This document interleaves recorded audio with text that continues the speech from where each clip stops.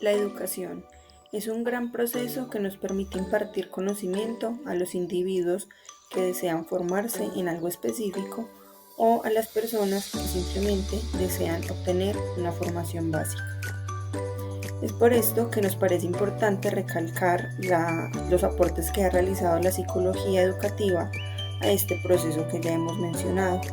Existen diferentes teorías que, aunque con muchas diferencias entre ellas mismas, es importante recalcar que han sido valiosas para aportar diferentes precedentes a lo que es la educación y hacer que este proceso tenga una evolución tan grande que permita un proceso de aprendizaje y enseñanza satisfactorio para todas las partes.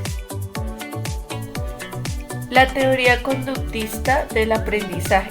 La teoría conductista se caracteriza por su enfoque en el comportamiento observable y medible. En términos simples, considera que el aprendizaje es el resultado de la asociación de estímulos y respuestas.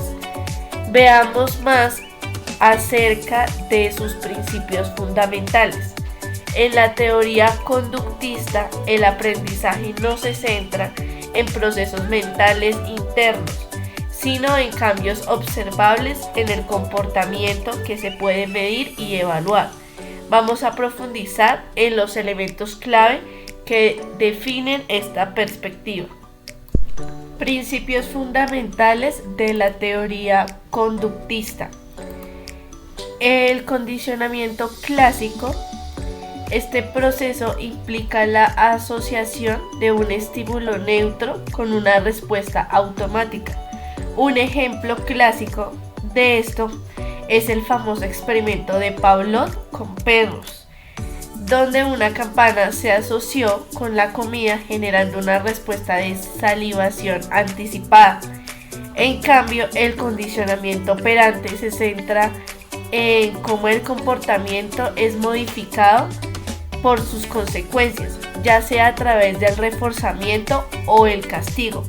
Skinner contribuyó significativamente a esta idea y su caja experimental es un ejemplo icónico de cómo las consecuencias afectan el aprendizaje.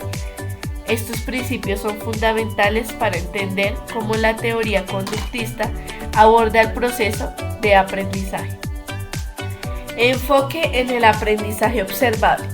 La teoría conductista sostiene que los individuos aprenden observando y replicando comportamientos.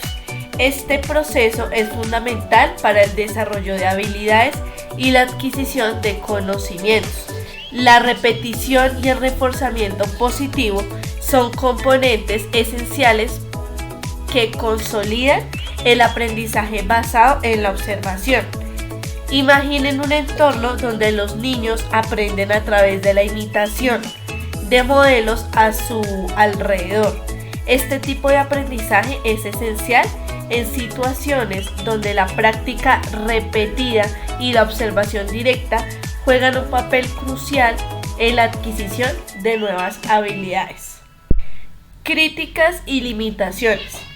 Críticas y limitaciones de la teoría conductista. Aunque esta perspectiva tiene sus méritos, es importante entender las áreas donde puede haber desafíos. Una crítica común a la teoría conductista es su falta de consideración de procesos mentales internos. La atención se centra en el comportamiento observable, pero se pasa por alto lo que sucede en la mente de la persona durante el proceso de aprendizaje. Además, la teoría conductista puede tener limitaciones en la explicación de procesos complejos como la creatividad y la comprensión profunda. Estas críticas nos llevan a reconocer que ninguna teoría es perfecta y que diferentes perspectivas pueden proporcionar una comprensión más completa del aprendizaje. Teorías cognitivas del aprendizaje. Como lo indica Lupon, se considera insuficiente limitar el aprendizaje simplemente a procesos de asociación entre estímulos y respuestas. Ella manifiesta que entre la exposición al estímulo y la ejecución de la respuesta se lleva a cabo un desarrollo de procesamiento de información. Y manifiesta que el aprendizaje cognitivo denota gran importancia de algunas actividades mentales, como lo son el pensamiento, la atención o el recuerdo en el proceso de aprender. Lo que busca esta teoría es exponer que los individuos pueden aprender conductas nuevas sin necesidad de tener una experiencia previa. Ríos, citado por González y León, nos indican que es necesario promover el desarrollo del pensamiento como un objetivo fundamental dentro del sistema educativo en general. Esto se debería hacer a través de programas libres de contenido que permitan a los estudiantes llevar a cabo la ejecución de sus operaciones mentales. Es importante aclarar que cada perspectiva o teoría cuenta con un rol definido para el docente y un rol definido para el estudiante. En el caso de la teoría cognoscitiva, el rol del docente es forjar experiencias didácticas que favorezcan el aprendizaje del alumno. El docente actúa como una guía para que el estudiante sepa que en él va a encontrar una fuente de conocimiento. Y el rol del estudiante es participar activamente de su proceso de aprendizaje. Es importante que el estudiante muestre bastante interés por su propio proceso y por la adquisición de diferentes conocimientos. Desde esta teoría se tienen muy en cuenta los procesos cognitivos o cognitivos de la persona.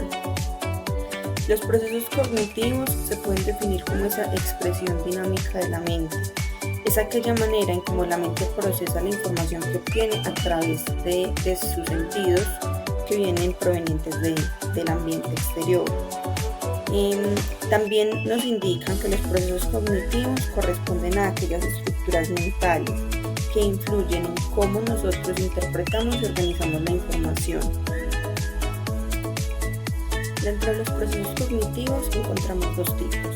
Los procesos cognitivos básicos, como la sensación, la percepción, la atención y la memoria, que nos permiten llevar a cabo, como su nombre lo indica, procesos básicos del ser humano. Y por otro lado también encontramos los procesos cognitivos complejos. Estos son los que permiten un desarrollo superior del ser humano y que permite realizar esas operaciones complejas a los que nos podemos ver enfrentados. Dentro de estos procesos complejos encontramos el pensamiento, que es esa capacidad de analizar y reflexionar sobre lo que nos rodea. También encontramos el lenguaje, que es la forma de expresión del pensamiento. Pueden ser a través de sonidos vocales, signos escritos o gestos. Y el otro proceso complejo es la inteligencia.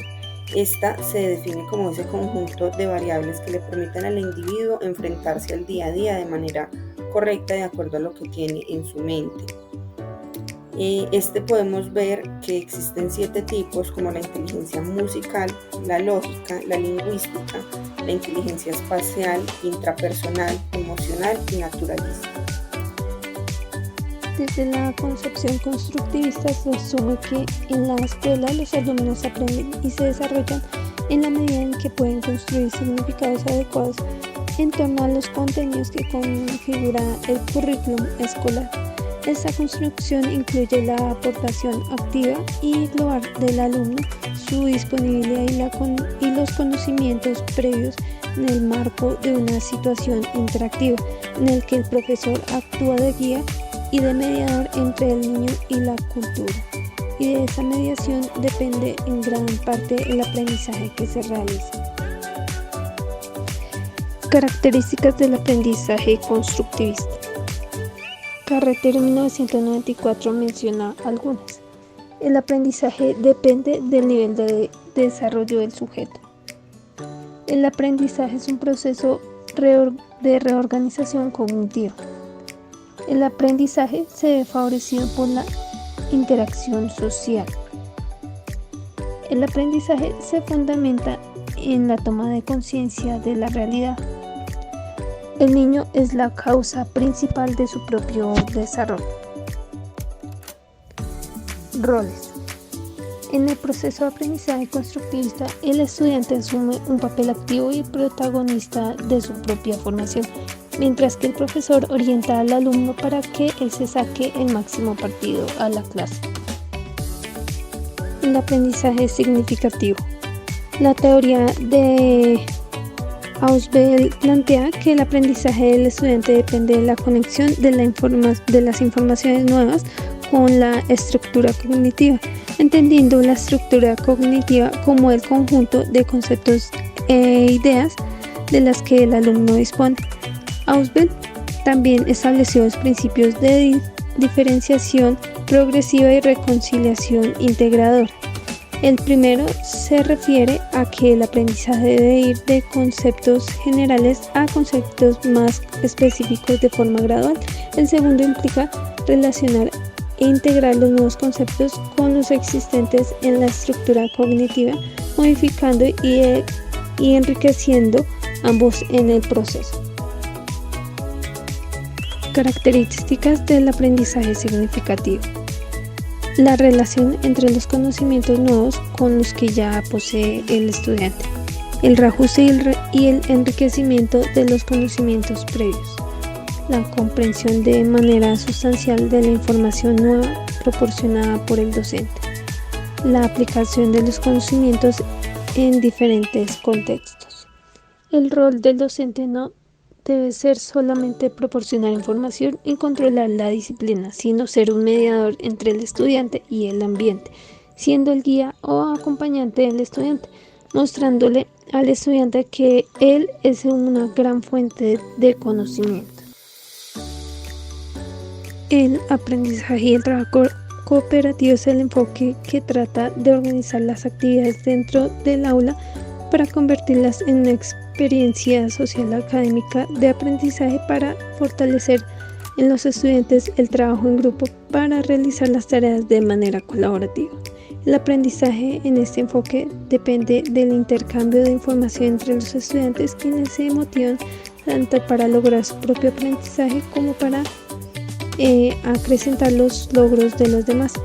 Uno de los precursores de este nuevo modelo educativo fue el pedagogo estadounidense John Dewey, quien promovía la importancia de construir conocimientos dentro del aula a partir de interacción y la ayuda entre las partes en forma sistemática. En el aprendizaje cooperativo, el profesor interviene en el proceso para orientar a los estudiantes y atribuirles un rol específico que puede ser el de secretario, portavoz, organizador del tiempo o moderador. En este caso, el docente asume un rol multifacético y proactivo y debe asegurarse de que se dan los componentes de una buena cooperación, la interdependencia positiva y la responsabilidad individual, la interacción personal, la interacción social y la evaluación grupal. En lo que respecta al alumno, el aprendizaje cooperativo requiere de un rol directo, activo e interactivo. Gracias a estas condiciones, el estudiante alcanza más fácilmente y mejor las cimas del aprendizaje que de manera individual. Aprendizaje cooperativo. Características. El alumno debe tener una participación activa.